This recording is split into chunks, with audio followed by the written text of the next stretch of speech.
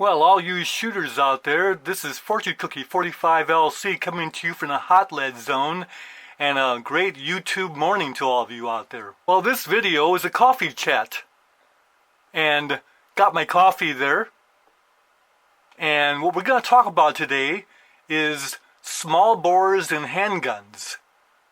Now, we're not talking about 22 long rifle, we're talking about the smaller calibers, but we're talking about revolvers. So when you talk about small bores in revolvers, you're talking about 32 caliber.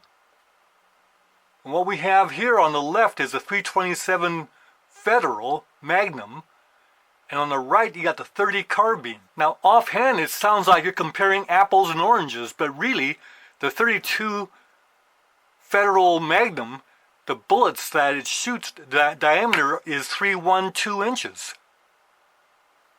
It's not 32 caliber, it's 312.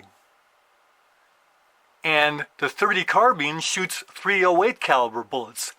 So 308, 312, difference is only 0.004 of an inch. They're essentially the same caliber, but not the same round.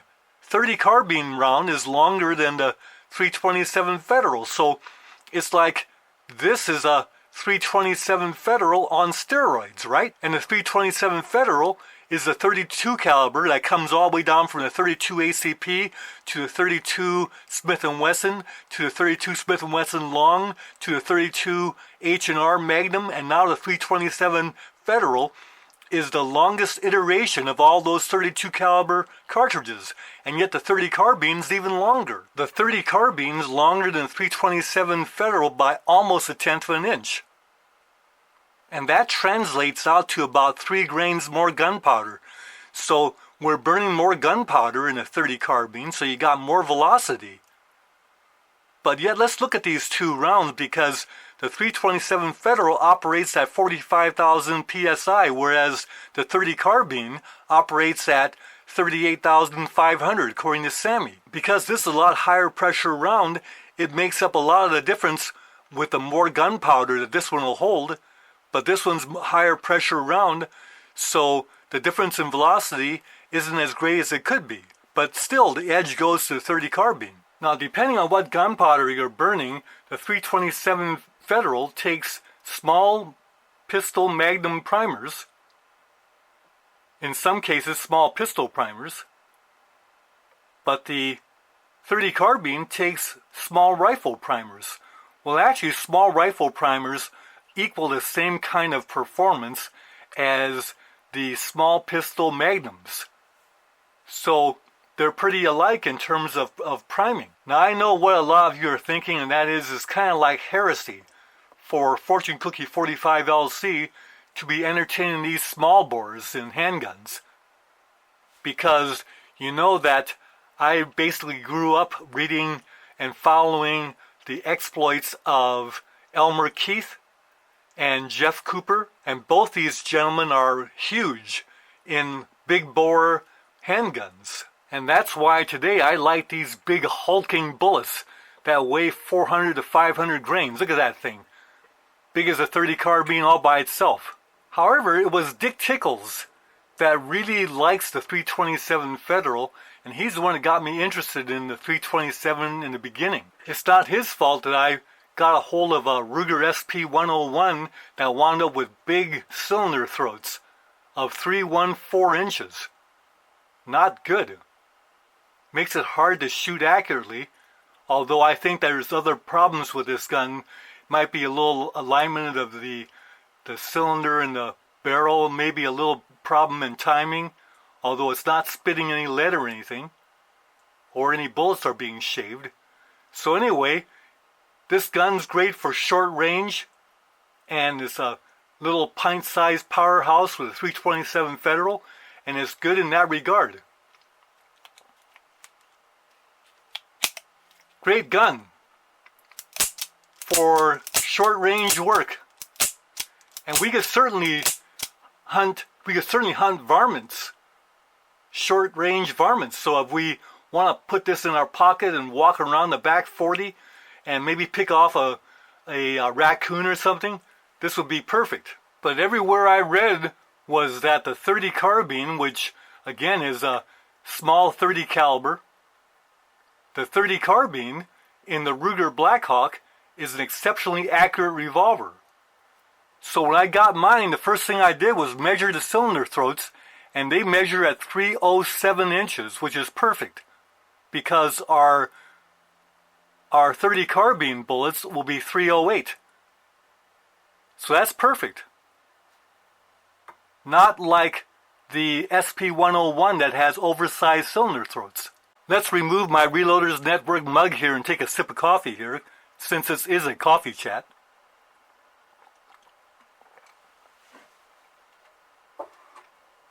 Oh, that's good. Now, whenever you have food or drink, it's not good to have food. But if you have drink, make sure you don't touch the rim or anywhere where you're going to be drinking. And that way you don't get any chance of picking up a few molecules of lead by going to your mouth. Anyway, let's go ahead and substitute that with the cylinder here. And you'll see that we'll go ahead and measure the cylinder throat so I can show you what we're talking about. Let's go ahead and measure the cylinder throat. And you see, there you go, 307, 307.5. Let's measure this one. Get it right there, 307. That one's 307.5. Anyway, I've gone ahead and measured all these. It's 307. And for those of you who like to use pin gauges, here's a pin gauge. Happens to be a Hornady ELD match bullet in 30 caliber, and it's supposed to be 308 inches.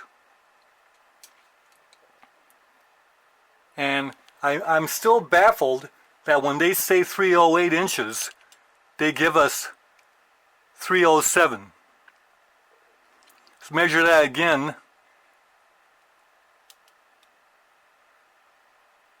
307. Not 308, but they're 307. Well, that actually helps us out here because we can use this like it's a pin gauge. And so I put the bullet into the cylinder, and you see if it's 307, 307, it should be friction fit so that we can just slide that through, like that. We just do another one. See, you set it there, and just get it lined up,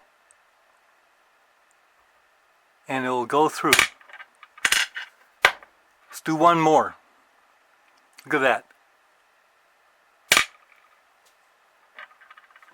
That's because we got 307 cylinder throats, and that's ideal again for 308 bullets.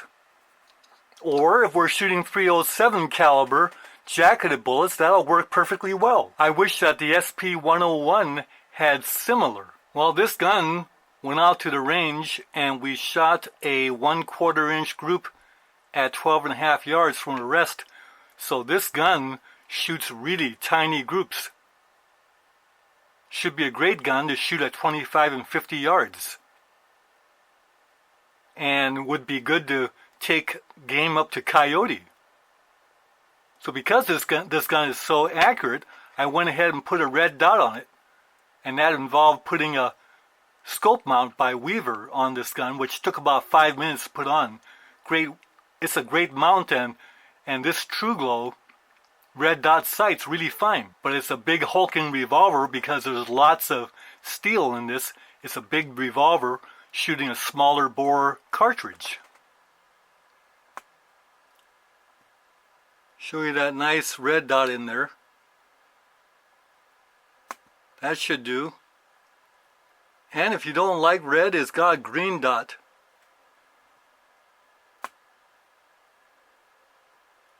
Not bad. So, Dick Tickles, I can sure see why you like the 327 Federal Magnum.